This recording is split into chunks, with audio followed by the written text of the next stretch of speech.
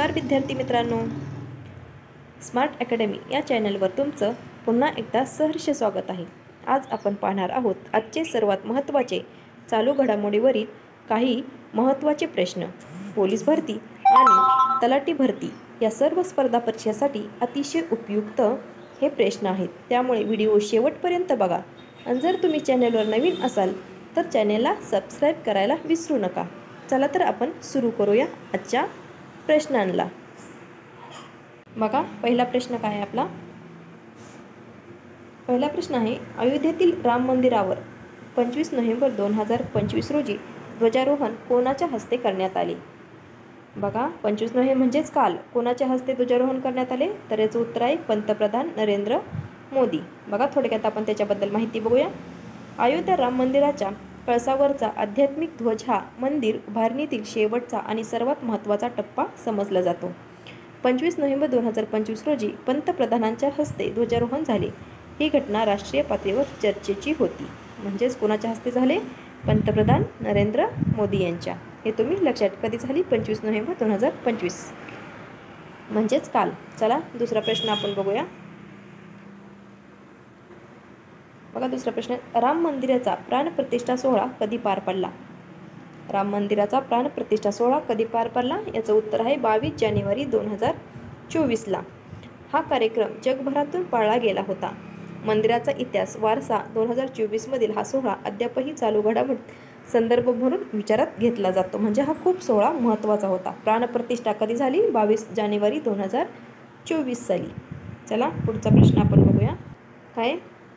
बघा, ISB research catalyst award 2025 ने कोणाला सन्मानित केले? या प्रश्नाची उत्तर आहे अजिम प्रेमजी। विप्रो ग्रुपचे संस्थापक आणि भारतातील मोठे परोपकारी व्यक्तिमत्व अजिम प्रेमजी यांना संशोधन आणि ज्ञानवृद्धीसाठी क्षेत्रातील योगदानासाठी हा पुरस्कार देण्यात आला आहे। कशासाठी? संशोधन आणि ज्ञानवृद्धी क्षेत्रासाठी अजिम प्रेमजी यांना हा सन्मानित केलेलं आहे। कुठला award? ISB research catalyst award दिलेला आहे कोणाला? अजिम प्रेमजी यांना। चला पुढचा प्रश्न आपण बघूया। भारताची 26वी महिला ग्रँडमास्टर कोण बनली? शरयू वेलपुला। याचं उत्तर काय? शरयू वेलपुला काय बनली आहे? ग्रँडमास्टर 26वी।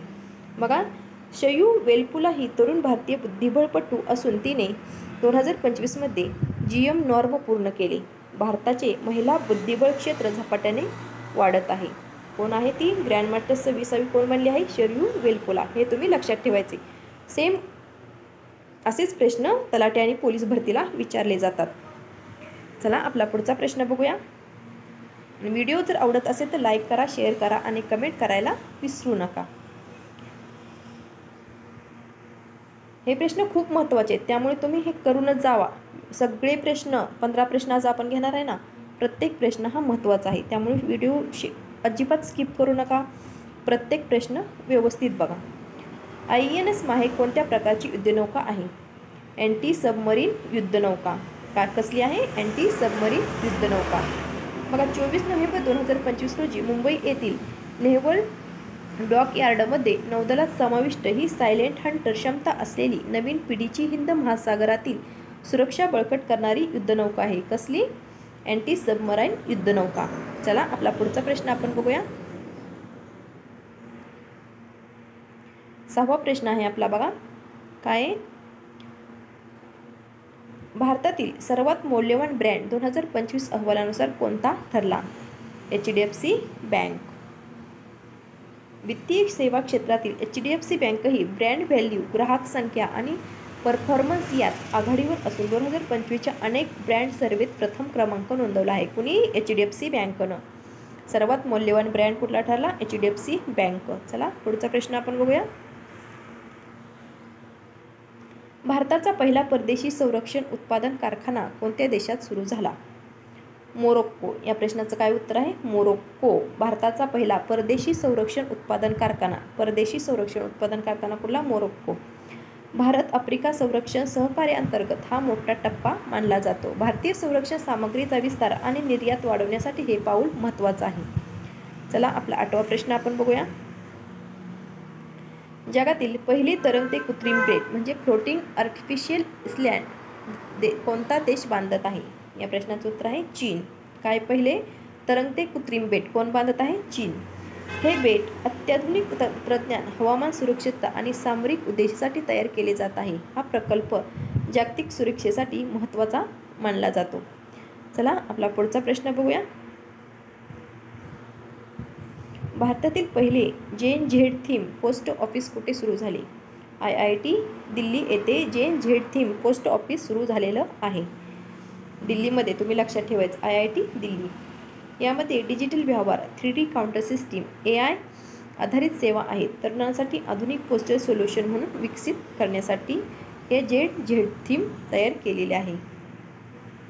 चला आपला 10वा प्रश्न बघा. वर्ल्ड टेनिस लीग 2025 भारतात कुठे आयोजित झाली? बेंगळुरू. या प्रश्नाचं उत्तर आहे वर्ल्ड टेनिस कुठे आयोजित झाली? तर बेंगळुरू. भारतात प्रथमच ही स्पर्धा झाली आहे. कुठली? World tennis league. जागतिक दर्जाच्या टेनिस स्टार्सने सहभाग घेतला. क्रीडा क्षेत्रासाठी विशेष ठरलेले आहेत ते. कुठे झाली स्पर्धा हे तुम्ही लक्षात ठेवायचे? बेंगळुरू. बघा 11वा प्रश्न आपला काय? नाबार्ड प्लस इमाई ने पहिला अर्थ समिट 2025-26 कुठे आयोजित केला? या प्रश्नाचे योग्य उत्तर आहे हैदराबाद. कृषी तंत्रज्ञान, डिजिटल ग्रामीण अर्थव्यवस्था आणि वित्तीय नवकल्पना या विषयांसाठी हे महत्त्वाचे इकॉनॉमिक समिट होते.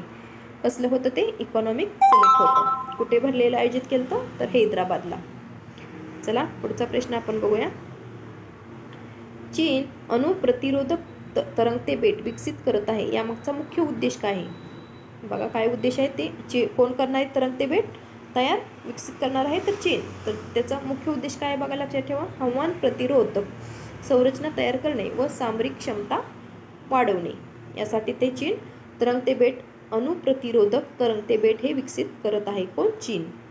हे बेट तुफान, पूर, भूकंप यासाठी सुरक्षित असेल आणि संरक्षण तळ म्हणूनही वापरले जाणार असल्याची चीनने जाहीर केले आहे. चला पुढचा प्रश्न आपण बघूया. बघा 13वा प्रश्न काय? भारतात दरवर्षी 26 नोव्हेंबर रोजी कोणता दिवस साजरा केला जातो? तुम्हाला तर माहितीच आहे आज कोणता दिवस आहे? Constitution day. 26 नोव्हेंबर 1949ला संविधान सभेने संविधान स्वीकारलं गेलं. त्यामुळे हा दिवस कॉन्स्टिट्यूशन डे म्हणून साजरा केला जातो. चला पुढचा आपण प्रश्न बघूया.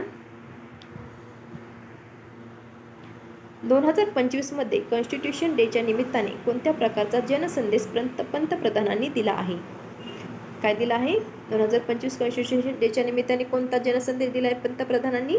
मतदानाचे कर्तव्य करा. पंतप्रधानांनी नागरिकांना मतदानाचा अधिकार योग्य प्रकारे वापरणे आणि संविधानिक कर्तव्य पाळण्याचे आवाहन केले आहे. कुणी? पंतप्रधानांनी. चला पुढचा आपला प्रश्न बघूया. पुढचा प्रश्न आहे 56th international film festival of India म्हणजे IFFI 2025 हे 2025 मध्ये कुठे आयोजित केले गेले? या प्रश्नाचं उत्तर आहे गोवा. कुठे आयोजित केलं तर? IFF अवॉर्ड फेस्टिवल कुठं केलं तर गोव्यामध्ये. IFFI 2025 चे आयोजन 20 ते 28 नोव्हेंबर 2025 दरम्यान पणजी गोवा येथे केलं होतं. चला पुढचा प्रश्न आहे. हा प्रश्न तुमच्यासाठी आहे. तुम्ही याचं उत्तर काय करायचं आहे? कमेंट बॉक्समध्ये कमेंट करायचं आहे.